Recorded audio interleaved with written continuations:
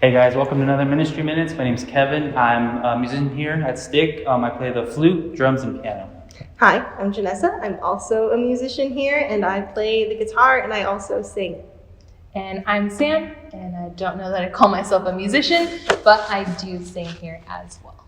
So with this video, we're going to talk about how, as musicians here, how we're intentional with the music we choose, whether it be for praise and worship, adoration, or even like a talk that Sam might have on like a weekend retreat. When we start preparing for adoration or praise and worship, we're really intentional with our choices based on the theme or maybe something that we're talking about. So like Kevin was saying, like if any one of us, like myself or Alfredo or Crystal, have a presentation, whatever we are speaking about, like within this last year, we were talking about Jacob and Esau, the story of Jacob and Esau. So there were some things that we were talking about, and the three of us would kind of look at each other and be like, oh, there's a song that says that exact specific phrase, or hey, like this is kind of the theme I think that you're going for. I think this song would be really great. So when it comes to being intentional, I think we've all kind of taken on our own roles when it comes to picking music.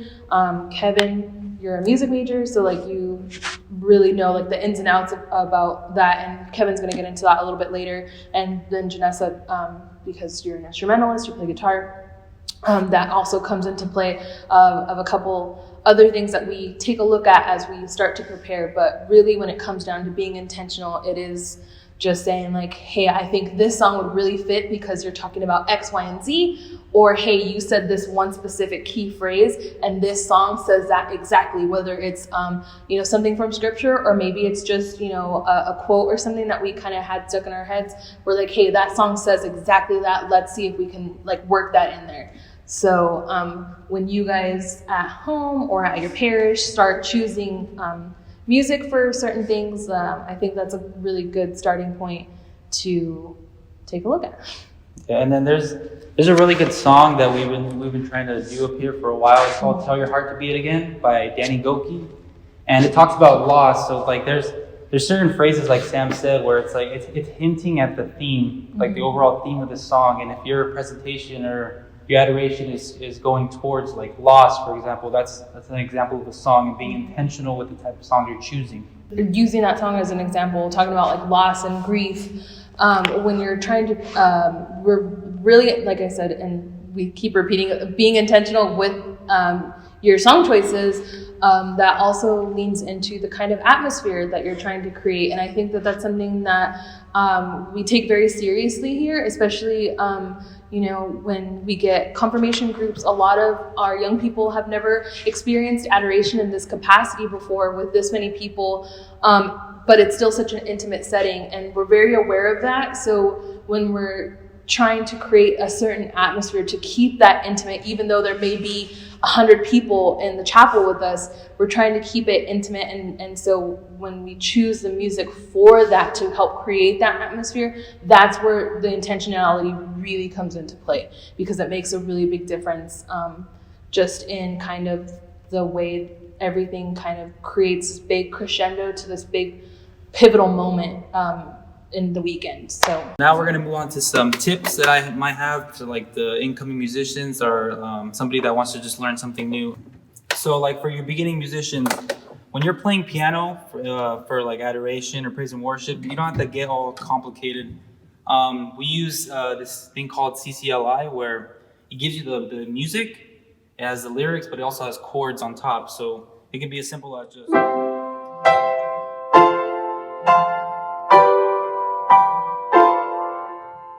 nothing too crazy. As soon as you get more advanced, you can just start doing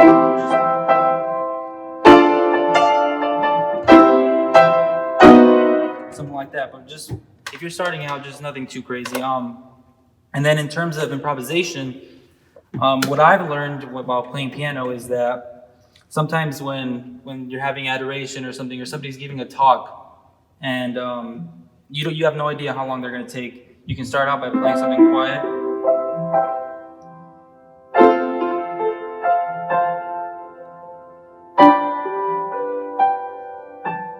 You hear that leading tone?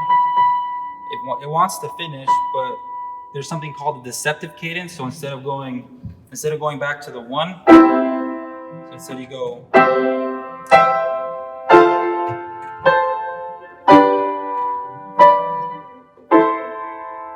So it doesn't feel complete.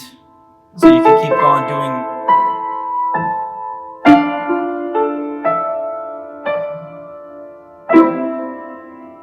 So a deceptive cadence is a really cool trick. It's just going usually from the 5 chord, which in C is G, going to A minor. So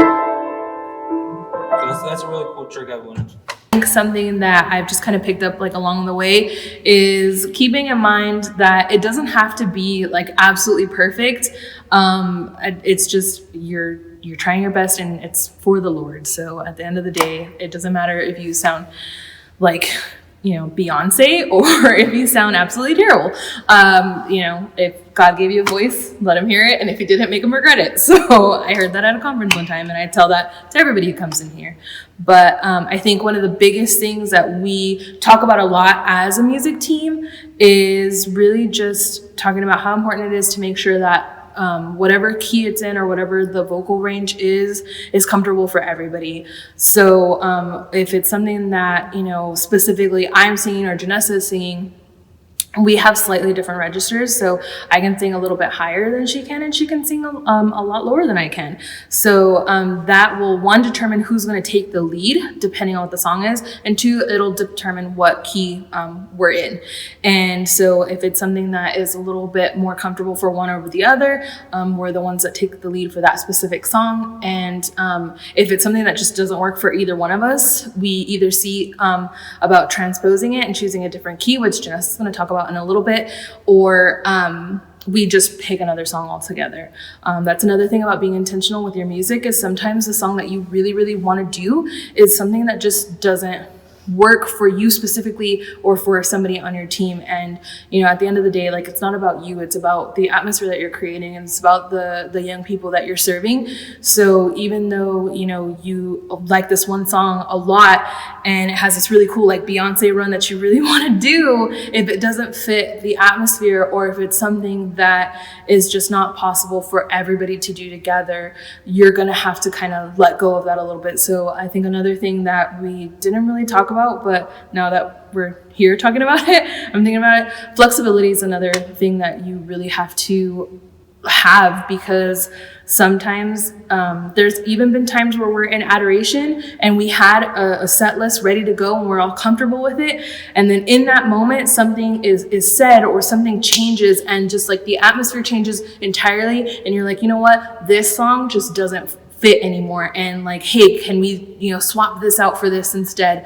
And so just being flexible about stuff like that, I think, is really, really important, because like I said, at the end of the day, it's not about you or your team, it's about the people that you're serving. So I'm going to be talking about transposing and just a couple other things with guitar. So sometimes you really want to do a song and it's really high for voices. So when you have multiple singers too, just as a musician as well, you have to keep in mind that the original key might not actually be the best key for everybody, even if it's the best song. And so not all the time, you don't always have to switch the songs if it's not in your range. You can always transpose it up or down depending. I know sometimes like we have a lot of really good like male singers that just can't quite hit the original key, and that's okay, you can just transpose down. So for a guitar, it works a little differently. So with a guitar, you can either completely change the chords as far as like just like going in and transposing it. Some people will do that with just like for example, like if you have a song that's originally in D, some people transpose it down to like G or whatever, and it takes a little bit of time to figure out exactly like what you're singing. So usually I don't recommend doing that unless like you know the song, because it's a little bit difficult if you're not very familiar with the song in its original key as it is. And then when you're trying to transpose it up or down, sometimes like there's parts that you don't quite like know. So I'd caution against that. Also, a very important thing to keep in mind as well is that a guitar does work differently than a piano. So I know the quick fix for a lot of people is one of these babies. It's a capo. So if there's a song that is played in G, but the chords are originally B flat, usually you would capo 3, which would mean it would be on that 3rd fret here, and you would 3 that. And so this would be a B flat. But when you're looking at it on the chord chart, for whatever reason, you might not want to play in B flat. I know that I particularly do not enjoy playing B flat because B flat is not fun. So I usually do it that way. That's another way you can transpose. So if something's here, you can always do it here, and it makes it lower or higher. And so you can just play with that as you will. And then keep in mind that if they don't have that chord chart, then you do have to write it yourself most of the time. And then another thing to keep in mind, and that's with CCLI as well, is that they do that. So you can go in and it says different key change, and so you can change the key. And so if you're not very familiar musically with how the key changes work, you can always change it to a lower or higher key and then play it and see if it fits your vocals. Another thing to keep in mind is that just because you do this, not every other instrument can do it, especially a piano. You can't capo a piano, so you do have to keep in mind, especially if you have other instruments, you have to keep in mind what that key change is going to do for them as well, and if they're capable of doing that, or if that's something that they're able to do, because the piano is a little bit more complex of an instrument with those kinds of things. Overall, the most important thing to remember is when you're being intentional with your music, you're choosing the music that's best going to suit and create the atmosphere that you're going for. And at the end of the day, just remembering that it's about the people that you're serving, rather than making sure anything is absolutely perfect. Thank you guys for taking this time to watch this video. We hope you enjoyed it and that you use these tricks tips and tricks when you're serving the Lord.